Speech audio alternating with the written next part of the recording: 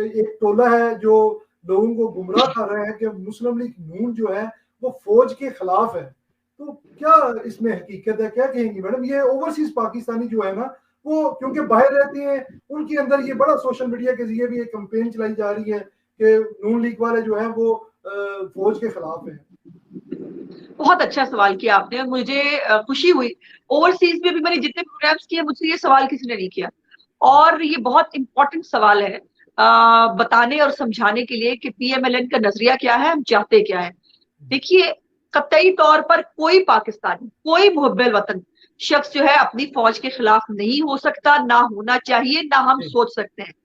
और ये फौज हमारी फौज है। इमरान खान साहब को ससुराल से, तो ससुराली रिश्तेदार तो है नहीं कि इमरान खान साहब जो है ससुराल से लेके आए थे इस फौज को। ये हमारी फौज है। इसको बाएतमाद जो है वो सियासी रहनुमाओं ने बनाया है। इसको मजबूत जो है वो सियासी लोगों ने बनाया है। इसको नाकाबिले तस्खीर सियासी लोगों ने बनाया है। और इन सियासी लोगों में सबसे पहले नाम जो है वो मियां मोहम्मद नवाज शरीफ साहब का आता है। वो अगर मैं जो है वो हमारे जो F-16 नए तैयारे हैं थंडर, उनको शामिल करने की बात हो, ये एटॉमिक धमाके करने की बात हो, दिफाई बजट में इजाफा करने की बात हो, ये तमाम चीजें मियां साहब के दौर में हुई। और ये बात भी आपको याद रखनी चाहिए कि पिछले बजट में दिफाई बजट जो है उसके अंदर इजाफा नहीं किया गया था। इस मुहिब्बुल वतन जो सो कॉल्ड हुकूमत आई है उसके अंदर हमने अपनी फौज को इतना लैस कर दिया है, ये दुनिया की चंद बड़ी फौजों में शामिल है जो हर तरह से इक्विप्ड भी है और हर तरह से प्रोफेशनल भी है। लेकिन अब एतराज और इख्तलाफ कहाँ है? एतराज और इख्तलाफ ये है कि जब तक फौजी भाई हमारा इदारा अपनी प्रोफेशनल जिम्मेदारियां अदा कर रहा होता है, जब वो जामे शहादत नोश कर रहे होते हैं, हम दो हाथों से उनको सलाम करते हैं। हमारी हमारी हमारी रूह के, हमारे जिस्म के हर हिस्से से उनके लिए जो है वो दुआए खैर निकलती है। लेकिन जब चंद लोग, पूरी फौज की बात मैं नहीं कर रही, जब चंद लोग फौज का कंधा इस्तेमाल करके सियासत में मुदाखलत करते हैं, सियासी अमूर को टेक ओवर करते हैं, और सबसे ज्यादा बड़ा जो तकलीफ दे बात हुई जो 2018 के इलेक्शन के अंदर जिस तरह से खुल के जो है वो एक पार्टी को सपोर्ट किया गया, आपको याद है वो तइज़्ज़ो मन तशा व तज़िल्लु मन तशा की ट्वीट हुई, जिस तरह से जो है वो नया पाकिस्तान बनाने की जो है वो इरादे का इजहार किया गया।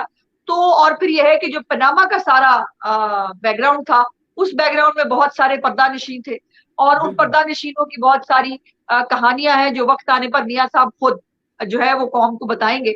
सो हमारा इख्तलाफ वहां होता है चंद लोगों के साथ और चंद लोगों की चंद पॉलिसियों के साथ।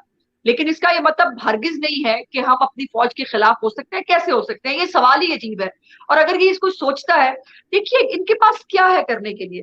या ये आपको याद है कि या तो ये एजेंट बना देंगे, इंडिया के एजेंट हैं आप, और या फिर आसान ये है कि आप कुफर का फतवा लगा दें कि जो है ये इस्लाम से खारिज हो गए, और या फिर यह है कि जी आप हमारी फौज के खिलाफ हैं। इनके पास और कुछ बेचने के लिए नहीं है ताहिर साहब। इनके पास नहीं है बताने के लिए कि हमने इस मुल्क की तबाही जो कर दी है उसमें हमने जो इतनी बेचैन थे हम तब्दीली लाने के लिए और मरे चले जा रहे थे कि हमारी बारी आने दो, उस तब्दीली का नतीजा पाकिस्तान को कैसे भुगतना पड़ा है। और ओवरसीज पाकिस्तानी जो है, अब ये बार बार तफसीलात ज़र की बात करते हैं कि जी हमें बाहर से बहुत लोग पैसे भेज रहे हैं, तो वो अंडरस्टूड है। जब हमारे दौरे हुकूमत में 3.8% महंगाई थी, तो जाहिर है कि घर का बजट जो है वो 15 से 20 हजार के अंदर आम लोग भी मैनेज कर लिया करते थे, और आप लोग भी उतने पैसे भेजा करते थे। अब जब महंगाई के अंदर 17% का इजाफा है, तो आपके जो घर वाले यहाँ रहते हैं उनका गुजारा उन पैसों में नहीं हो पाएगा जो आप पहले भेजा करते थे मियां साहब के दौर में। तो आपको जाहिर है अब आपको ज्यादा पैसे भेजने पड़ते हैं उनकी उनकी जरूरियात को पूरा करने के लिए। कि ये हुकूमत मतलब बजाय शर्मिंदा होने के वो नाच रहे हैं, वो कह रहे हैं हमने बहुत तरक्की कर ली और हमें बहुत पैसे बाहर से आ रहे हैं।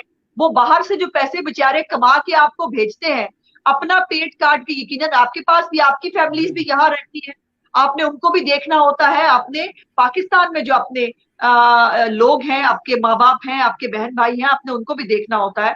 और कोविड ने हर एक की मुआशी जो हालत है उसके ऊपर फर्क डाला है। और क्या ओवरसीज में ये नहीं हुआ? बिल्कुल हुआ। बहुत सारे लोग जो है वो नौकरियों से गए, बहुत सारे लोग जो है उनको इकोनॉमिक मसाइल का शिकार है। लेकिन कारोबार हमारी बंद है जी। कोई कल सीधी नहीं है, और इनके इनके इनसे झूठ बुलवा लो, कन्विंसिंगली झूठ बोलेंगे और साबित करके छोड़ेंगे कि इनका कवा सफेद है, फिर अब आप क्या करेंगे बताइए।